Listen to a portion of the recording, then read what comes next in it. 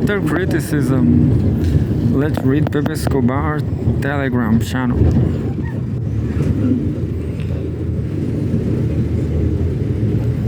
I can't read. There's a problem here with the Sputnik. So I'm going to try another article.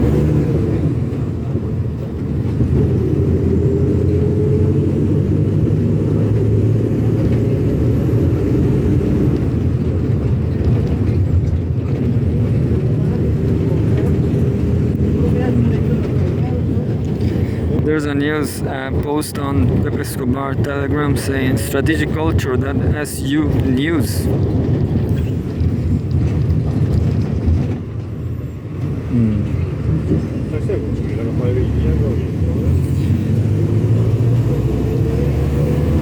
Strategic Culture Foundation. The problem was Sputnik,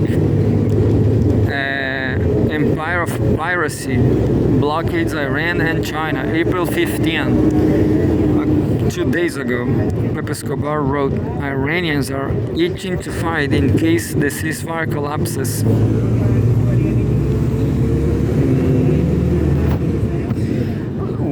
You know what I understand about these negotiations of peace is that the U.S. is not respecting, is not endorsing their position. Understand? You cannot rely on U.S. That's the question. But anyway, let's read. Iranians are itching to fight in case the ceasefire collapses. All hail the almighty return of Pirates of the Caribbean, now upgraded to Pirates of the Persian Gulf. The spectacular collapse of the Islamabad diktats Barbaria came to dictate, never to negotiate, has been followed by a coercion psyops on steroids. Jesus literally, as he posted on Truth Social, threatening every single ship now paying the Strait of Hormuz toll boat, as every grain of sand from the Gobi to the Sahara already knows. This is all about China. So the question needs to be posed again. CENTCOM has now merged into Indo-PACOM, a new pirate hydra. Will Indo-PACOM have the balls to harass a Chinese super tanker off Hormuz after paying the toll boat in yuan? In his trademark delusional supremacy mode, U.S. Treasury Secretary Bessent said that China will no longer be able to get oil from Iran. This baboon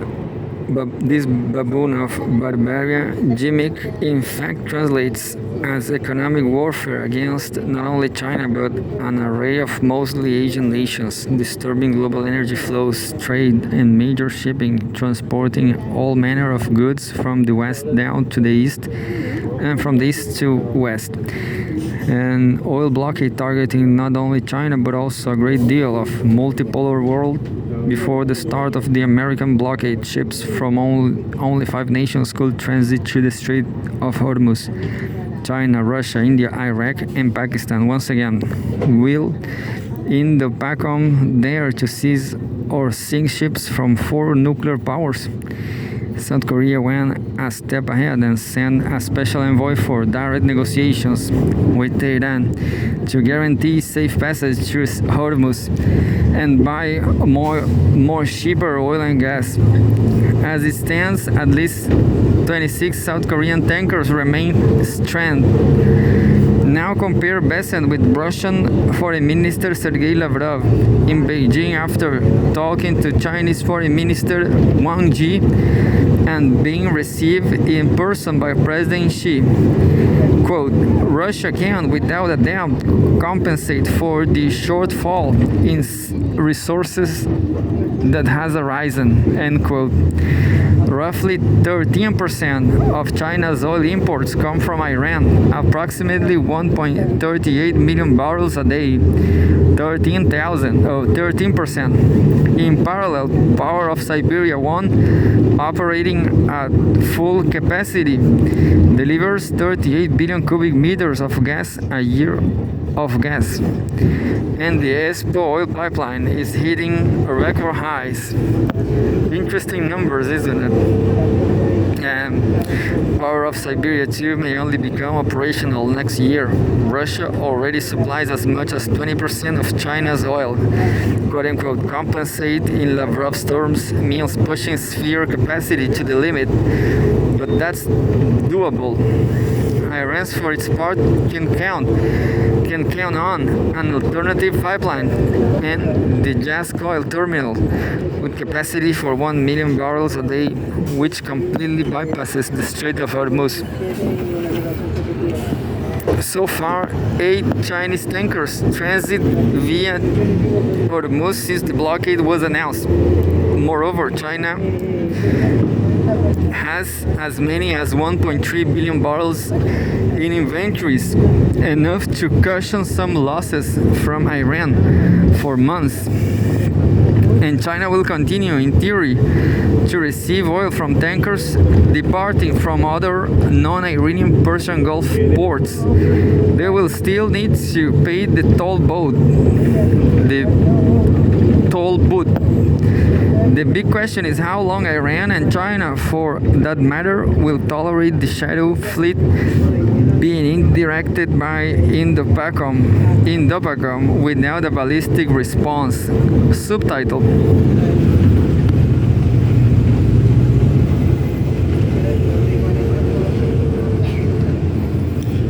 Waiting for the Al-Aqsa Triangle blockade, a blockade of all Iranian ports and not of the Strait of Hormuz per se, may soon meet its match. The incoming Al-Aqsa Triangle blockade, Bab al-Mandeb, Yanbu port in Saudi Arabia, Suez in connection with Hormuz, as qualified by Yemen's Ansar Allah. The Houthis are just waiting for the over-strategic moment to join the chat. That will inevitably lead to oil reaching over $200 a barrel and counting. Yeah, that was the point. I guess this is happening, not peace, not happiness. I guess war may increase with the Yemenis, the Houthis, and translation, an irretrievable system-wide supply shock. The cowardly baboon of Barbarian administration certainly did not think this through, as it's obsessed with starving China. What? I lost my...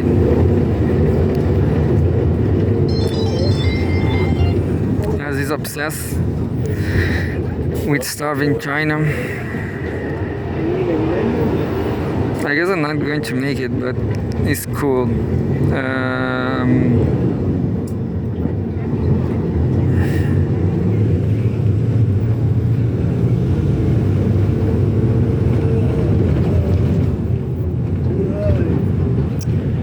As it's obsessed with starving China of oil and US dollars while destroying, in theory, key nodes of the New Silk Road's BRI. What everyone else is paying attention to is how the Indo-PACOM enforced blockade will devastate scores of nations outside of China. outside of China. Which brings us to a pedestrian but quite feasible calculation in tune with modes such as best and let's starve everyone of oil and US dollars so they will be desperate to sell their US Treasury bonds back to the US way below face value as long as they can get oil and or US dollars in return. This is I hope Jose Antonio Casta in Chile and Milei are not doing this, but unfortunately probably they will do just like that. This is grifter central. The Americans take their debt out of circulation at a huge discount and simply erase those humongous interest payments on the debt which they are unable to pay. There's no guarantee the baboon of Barbarian administration will get what it wants, or orangutangos maybe. The land does not depend on maritime routes. After decades of sanctions, they develop an array of alternative land corridors, barter trade channels, and swapping mechanisms. For instance, via Turkmenistan, China once again is not a prisoner anymore of the Malacca dilemma between Malaysia and Sumatra in Indonesia because they have meticulously diversified their sources, starting with the Sino-Russian pipelines. Moreover, China-Myanmar pipeline totally bypasses Malacca. The long China-Central Asia gas pipeline spanning Turkmenistan, Uzbekistan, and Kazakhstan, paid by China and bypassing American Thalassocracy, has been in effect since the early 2010s. Then there's Gwadar Deep Sea Port in the Arabian Sea, the keynote of the China-Pakistan Economic Corridor (CPEC), and stalwart of BRI. Gwadar is only 80 kilometers east of the port of Chabahar in Sistan, Balochistan in Iran, hence far away from the Persian Gulf. That translates into an overland route from the Arabian Sea to Xinjiang. Not going to make it, but anyway, let's read just one paragraph. China will not starve if deprived of Iranian oil. China leads in nearly every single energy and power production sector. They have the industrial capacity. Talk about productive capitalism, the raw materials, the supply chains, and enough skilled labor to produce the technology and infrastructure necessary for every relevant energy system, solar panels, turbines, batteries, transmission lines, everything in solar, wind, hydro, and next generation nuclear power. I hope that fusion, that's exactly what I saw traveling across Xinjiang back to back last year while shooting a documentary. And there will 6 more paragraphs I'm not be able to read this time.